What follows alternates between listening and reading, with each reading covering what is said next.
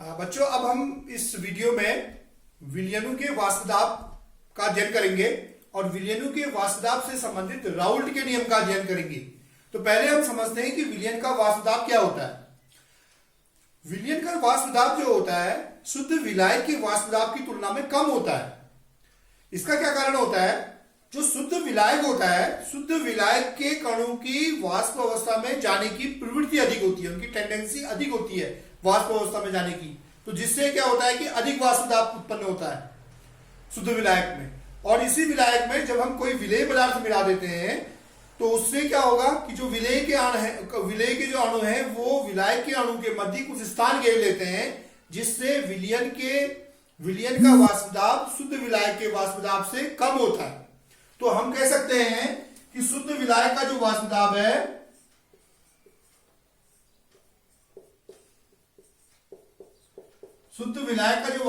है वो हमेशा अधिक होता है और विलियन का वाष्पदाब कम होता है।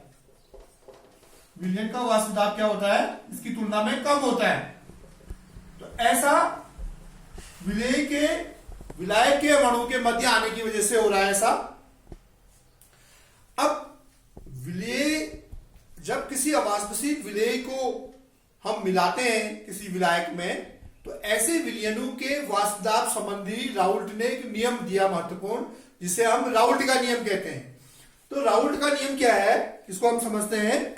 राउल्ट ने कहा कि जो अवाष्पशील, यदि हम विलेय मिलाएंगे, जब हम अवाष्पशील विलेय मिलाएंगे तो जो भी अवाष्पशील, चूंकि अवाष्पशील विलेय होंगे तो यहां पर पूरे विलियन का जो वाष्पदाब होगा वो केवल विलायक का ही वाष्पदाब होगा, क्योंकि इनका योगदान नहीं रहेगा, क्योंकि अवाष्पशील विलेय है तो इनका योगदान नहीं रहेगा। तो जो विलियन का वाष्पदाब होगा कुल, वो विलायक के वाष्पदाब के बराबर ही होगा। तो इससे संबंधित नियम राउल्ट ने कहा कि अवाष्पशील विलेय युक्त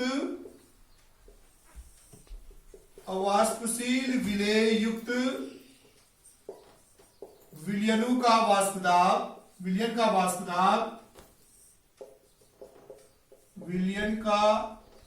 वाष्पदाब विलायक के मोल प्रभाज के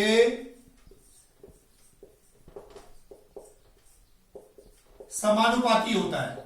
मोल प्रभाज के प्रोपोर्शनल होता है, समानुपाती होता है।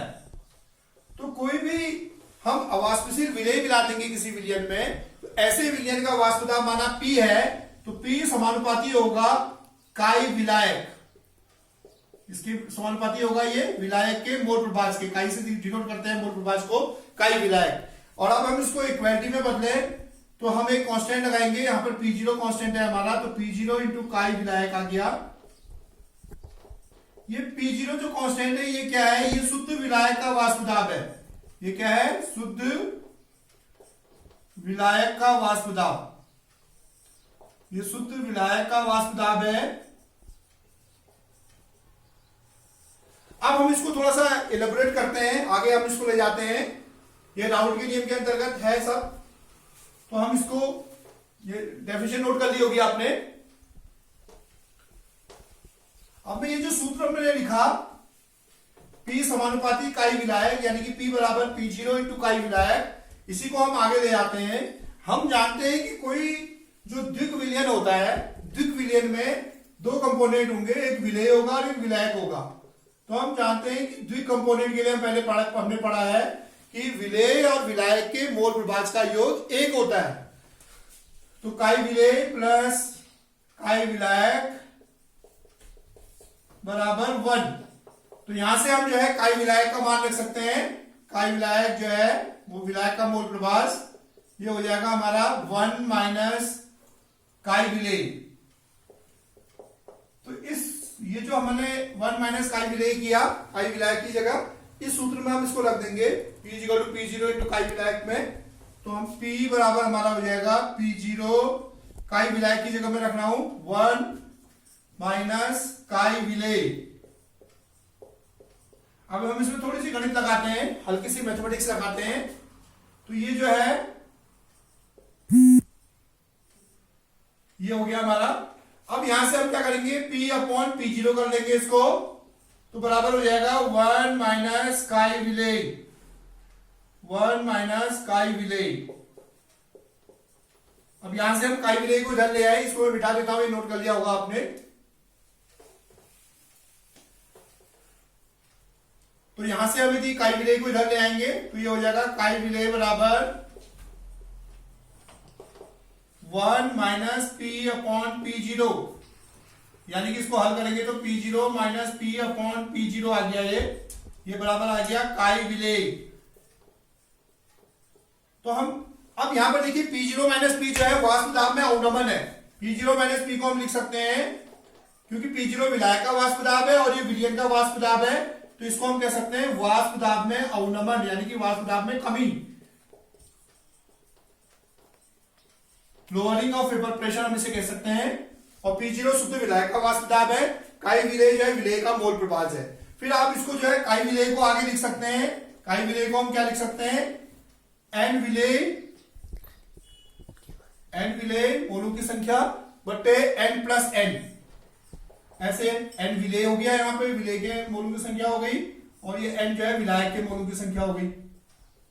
तो हम इस सूत्र का प्रयोग करते हैं जनरली, और n विलेय का निकालने के लिए हम जानते हैं कि भार बटा अणुभार करके हम इसका मान निकालते हैं। तो इस तरीके से हम इस सूत्र से ये सूत्र से हम जो है न्यूमेरिकल्स को हल कर सकते हैं। P0 minus P upon P0 equal to n विलेय अपॉन n विलेय प्लस n विलायक। ये तो था वाष्पशील विलेय युक्त विलायकों के लिए वाष्प दाब। जब हम वाष्पशील द्रवों के लिए लेते हैं इस नियम को, तो वाष्पशील द्रवों में क्या होता है कि उनके जो दो कंपोनेंट होते हैं, इसी नियम को जब हम वाष्पशील द्रवों के लिए लेते हैं तो उसके लिए हमारे दो कंपोनेंट होते हैं, उसके माना दो घटक हैं Pa और Pb। तो हमारा जो Pa घटक का वाष्प दाब आएगा वो क्या आएगा, वो P0A इंटू काई आ जाएगा, एक घटक के मोल प्रभाज के समानुपाती हो जाएगा ये Pa। और ऐसी Pb जो होगा दूसरे घटक का, वो आ जाएगा P0B इंटू काई बी। और टोटल जो प्रेशर हो जाएगा वो हो जाएगा Pa प्लस Pb। ये किसके लिए है, ये वाष्पशील द्रव वाले विलायकों के लिए है, द्रव युक्त विलयनों के लिए है। तो इसको हम लिख सकते हैं P0A काई A प्लस P0B काई B। यहां पर P कुल दाब है, P0A एक घटक का शुद्ध इसका जो है वाष्प दाब है, काई A उसका मूल प्रभाज है घटक का, और काई B जो है B घटक का मूल प्रभाज है।